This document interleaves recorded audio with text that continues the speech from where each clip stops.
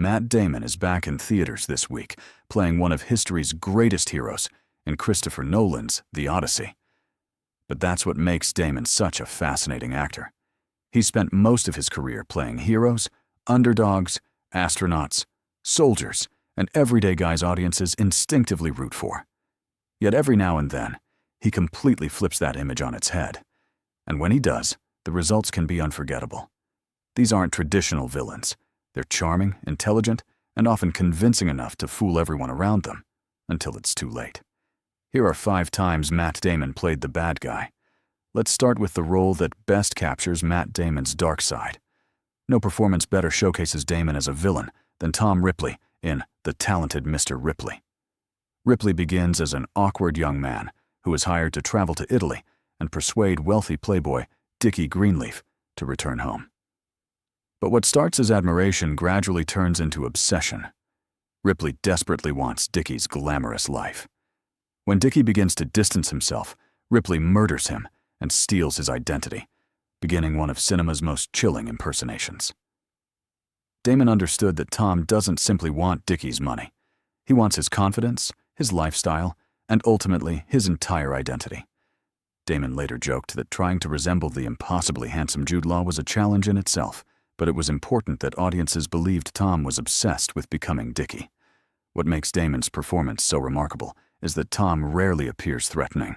He's polite, soft-spoken, and intelligent. Damon plays him as someone who is constantly calculating, desperately trying to stay one step ahead of everyone around him. The tension builds as people begin to see through the act. Dickie's friend Freddie Miles, played brilliantly by Philip Seymour Hoffman, is one of the first to realize something isn't right. Freddie openly mocks Ripley and confronts him after recognizing inconsistencies in his story. Ripley responds the only way he knows how, by brutally murdering Freddie with a heavy statue. Later, Dickie's fiancée Marge, played by the beautiful Gwyneth Paltrow, grows increasingly suspicious. She notices the lies, the forged letters, and Ripley's strange obsession with Dickie. As she pieces together the truth, Damon brilliantly conveys Ripley's panic beneath his calm exterior. I know it was you. I know it was you. I know it was you. Every conversation becomes a high-wire act, as Tom struggles to keep his carefully constructed identity from collapsing.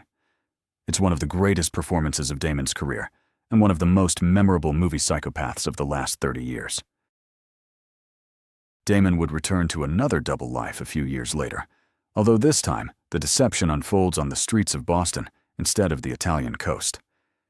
In Martin Scorsese's The Departed, Damon plays Colin Sullivan, a Massachusetts state police detective who secretly works for mob boss Frank Costello. The role was almost tailor-made for Damon. He later recalled that Brad Pitt approached him with a simple question: "Do you want to do a Martin Scorsese movie in Boston?" As a Boston native, Damon jumped at the opportunity. Scorsese even encouraged Damon to help make the film feel authentic, telling him, "I don't know Boston. This is your town." Unlike Tom Ripley, Sullivan isn't driven by obsession. He's driven by self-preservation. Every promotion, every investigation, and every relationship is built on deception. Damon excels at portraying Sullivan's growing anxiety as Leonardo DiCaprio's undercover cop closes in. The audience watches him desperately try to maintain his respectable image, while eliminating anyone who threatens to expose him. The film's final minutes take viewers on an emotional roller coaster. We desperately want Sullivan exposed, and when Billy Costigan finally confronts him, it feels like justice has arrived. Then, in one of the movie's most shocking moments, Costigan is abruptly killed in the elevator, allowing Sullivan to escape once again. For a moment, it looks like the villain has won, but Scorsese isn't finished. In the film's unforgettable final scene, Sullivan returns home believing he's gotten away with everything, only to be confronted and executed by Sergeant Dignam. After spending the entire movie lying, manipulating, and murdering to protect himself, Sullivan finally gets the ending audiences had been waiting for. Our next villain initially appears to be something very different, a hero sent to save humanity. One of Christopher Nolan's greatest surprises came when Matt Damon unexpectedly appeared midway through Interstellar. Nolan went so far as to keep Damon's casting completely out of the film's marketing, allowing audiences to experience the surprise exactly as Cooper does. That decision made Damon's performance even more effective. When someone who has spent his career playing trustworthy heroes suddenly appears as humanity's greatest explorer, Both Cooper and the audience instinctively believe him. Instead, we discover a broken man who has falsified his data simply to escape isolation. What follows is one of Damon's most unsettling performances. Dr. Mann isn't evil in the traditional sense. He's terrified. His overwhelming instinct for survival leads him to betray his fellow astronauts, attempt murder, and ultimately jeopardize humanity's future. Damon makes the character believable because he never plays him as a monster. He plays him as an ordinary man whose fear overwhelms his morality. That's precisely why his betrayal lands with such force. Of course, not all of Matt Damon's villains are grounded in reality. Kevin Smith's Dogma gave Damon one of his most entertaining bad guys.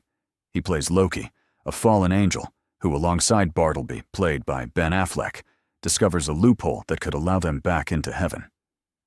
There's just one problem. If they succeed, they will accidentally prove God is fallible and erase all existence. Unlike the calculating Tom Ripley or the desperate Dr. Mann, Loki genuinely enjoys the chaos he creates. Damon delivers many of the film's funniest moments with deadpan precision, making the character surprisingly likable, even as he leaves a trail of violence behind him. His chemistry with Ben Affleck makes the pair one of the most memorable villain duos in modern fantasy comedy. We'll finish with a role that hinted at Matt Damon's darker acting abilities long before the talented Mr. Ripley made them impossible to ignore.